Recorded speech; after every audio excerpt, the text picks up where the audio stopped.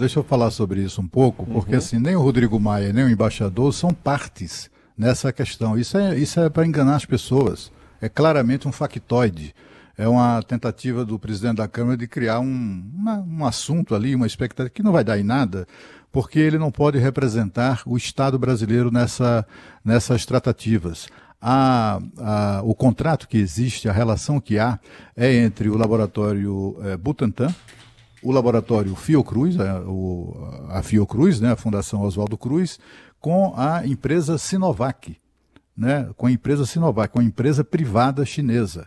Não há interferência, o embaixador não é parte nisso, o embaixador não passa pelo embaixador da China nenhum tipo de entendimento de importação de coisíssima nenhuma, nem mesmo aquelas bugigangas chinesas que são vendidas aqui nas feirinhas, etc., aqui no Brasil, nada passa pelo embaixador. O embaixador é um representante do Estado chinês junto ao governo brasileiro. É o representante do governo chinês acreditado no governo onde ele se encontra, no caso, o governo brasileiro. Portanto, assim, é como você imaginar que o governo brasileiro vai ter influência ou vai chamar o produtor de laranja para determinar que a laranja seja ou não seja exportada para determinado país. Essa é uma decisão que cabe ao produtor. É uma decisão que cabe ao empresário. Não tem nada a ver com o presidente da Câmara, que não tem autoridade, não tem prerrogativa para tratar desse assunto, nem muito menos a ver com o embaixador da China, como não tem a ver com o governo da China. Se o governo da China fosse ele próprio o exportador do produto, talvez, né, pudesse ali ter...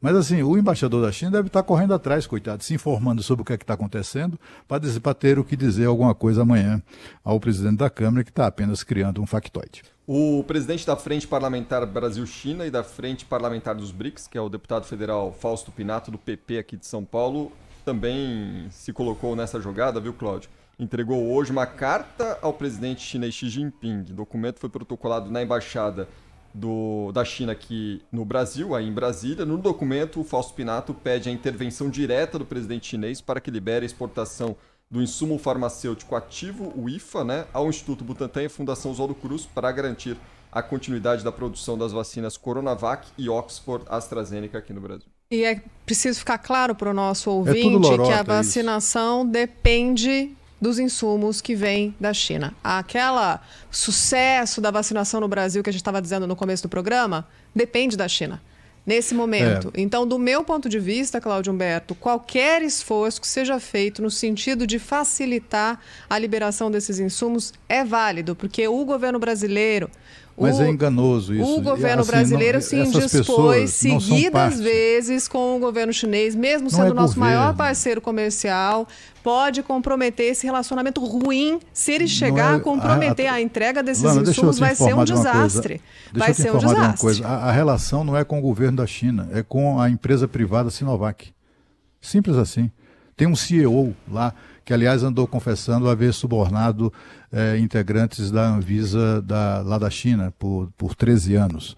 Ele confessou isso. Mas, enfim, é uma empresa, é um empresário que o Sinovac estabeleceu um contrato com o Butantan. A relação é Butantan-Sinovac. Eu entendo, Cláudio Humberto, mas se o empresário tem relações com o governo chinês e a gente está se indispondo com o governo chinês, o empresário vai decidir entre ajudar o Brasil que história é essa de estar se indispondo? Não tem isso, não. Não tem isso, não tem. As relações Brasil-China são excelentes, diplomáticas. Olha, não alterou em nada as relações comerciais do Brasil com a China. Que são entre empresas, né? Agora, entre governos... Não, mas essa coisa aí da vacina é entre empresas. É entre a empresa Sinovac com a empresa Butantan. O Butantan é um órgão do governo, é um instituto do governo de São Paulo, tanto quanto a Fundação Oswaldo Cruz é um órgão do governo brasileiro. Aí sim tem aí um componente de governo. Mas na China é uma empresa privada, não tem nada a ver. Essas pessoas estão... A gente tem que esclarecer isso para os nossos ouvintes, para que eles não sejam enganados por esses políticos. Aí o cara vai lá, protocola um ofício, como se isso fosse significar alguma coisa. O outro que está há 10 dias, 12 dias de virar ex, aí vai tomar, não, aí vou tomar brasileiro, a iniciativa do Estado brasileiro, é tudo enrolação, isso é enganação dessas pessoas. É preciso que a gente tenha a responsabilidade de apontar esse tipo de factoide. Vamos ao número só? Acho que, claro. Cris, o mais importante para que a gente entenda a continuidade da campanha nacional de vacinação no Brasil, a gente teve uma autorização inicial para 8 milhões de doses. Desses 8 milhões, 6 milhões de Coronavac e 2 milhões da vacina de Oxford. A promessa é que esse lote de 2 milhões da vacina de Oxford chegue ao Brasil logo, seria essa semana, mas hoje um comunicado, o governo indiano diz que ia retomar o repasse de vacinas e não citou o Brasil, então a gente não sabe dizer quando esse lote de vacina da Oxford vai chegar aqui no Brasil.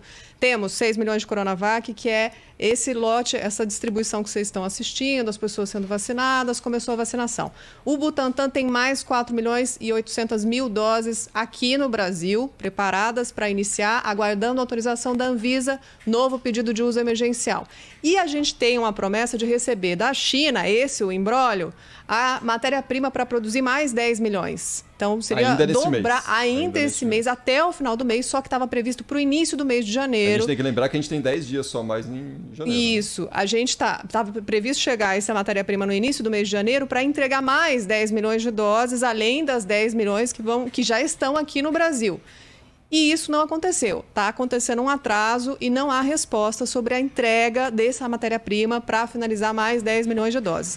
E ainda tem um restante, né? Porque o contrato para o primeiro semestre, 46 milhões de doses. E aí o Brasil começa a produzir essa matéria-prima e vai ficar tudo mais fácil. Mas até que a gente chegue a esse ponto, a gente depende da China para entregar a matéria-prima para continuar a campanha de vacinação no Brasil, só para ficar claro. O governo de São Paulo mas não é a China, né? É de uma empresa chinesa. O governo de São Paulo tem tentado estabelecer esse contato aí com o pessoal lá na China, e a expectativa agora é de que 5 milhões e meio de doses para serem vazadas aqui cheguem na semana que vem. Vamos aguardar, né? Não serão completados os 10 milhões. Como não há informação sobre isso, eles ficam escondendo o jogo, mas isso pode ser falta de pagamento, por exemplo. Não pagou, os caras não pagou a remessa anterior, o cara não manda, entendeu? Ou então, tendo em vista ser um produto tão, né, ambicionado pelo mundo inteiro, o cara pode estar também querendo lá, o comerciante, lá, o empresário chinês está querendo aumentar o preço, sei lá, há diversas possibilidades sobre este assunto, mas dificuldade de governo, isso não há. A Alana falava sobre a exportação das doses pela Índia. Hoje a Índia comunicou o repasse dessas doses a partir de amanhã, inicialmente para o Butão, Ilhas Maldivas, Bangladesh, Nepal, Mianmar e Ilhas Seychelles. Na sequência, ao longo dos próximos dias, serão disponibilizadas doses para o Sri Lanka, Afeganistão, Ilhas Maurício, uma estratégia ali da Índia para atender os países mais próximos dela, né? O Brasil está nessa longa relação de países que serão servidos por essas doses fabricadas lá no país, mas ainda não entrou nessa fila de confirmação de envio. A Índia mas são duas... Tem 90 dias para cumprir o contrato. São duas fontes de fornecimento dessa vacina de Oxford e AstraZeneca. E na Índia tem outros laboratórios, né? Não é só só de Oxford e AstraZeneca, tem outros laboratórios que estão produzindo vacina. Mas essa vacina de Oxford AstraZeneca também é produzida pela Índia. E o Brasil também está tentando obter, foi aquela negociação da Fiocruz com a empresa, tem até um nome, começa por B de bola, uma empresa chinesa que é representada aqui no Brasil por uma outra empresa de mesmo nome, e ela inclusive entrou com pedido de uso da vacina aqui no nosso país. Essa empresa indiana também produz a mesma vacina AstraZeneca. O contrato que o Brasil tem, original, é com Oxford e AstraZeneca. É esse contrato que prevê a entrega ainda este mês, segundo o Ministério da Saúde. O contrato inicial prevê a entrega de 15 milhões de doses ainda este mês de janeiro. Vamos esperar que isso aconteça, mas é preciso confirmar isso, né? Eu acho que ainda carece de confirmação do fornecedor. A coisa da vacina indiana é outra tratativa. Isso, é outra tratativa, porque o Brasil fechou um acordo para transferência de tecnologia, ou seja, aprender a fazer aqui em território nacional, e a gente tinha a expectativa de receber 1 milhão de doses. Frustrada. Aí a gente comprou as doses prontas desse laboratório credenciado na Índia, que fornece a mesma vacina de Oxford, produzida no Reino Unido, e aí não conseguimos receber ainda esse lote. Mas eu conversei com a infectologista da Fiocruz na semana passada e espero que tenha melhorado o calendário e a previsão, mas a ideia era que em março somente é que as doses começariam a chegar e começar a produção aqui no Brasil efetivamente. Mas a gente fica na torcida para que todos os dias essas informações mudam, porque como vocês perceberam, elas dependem de negociação, empresa com empresa, dependem de variação de preço, de oferta. O que fica claro é que o mundo todo quer vacina agora. Então, que sejamos bons negociadores para que a vacinação não pare, por favor.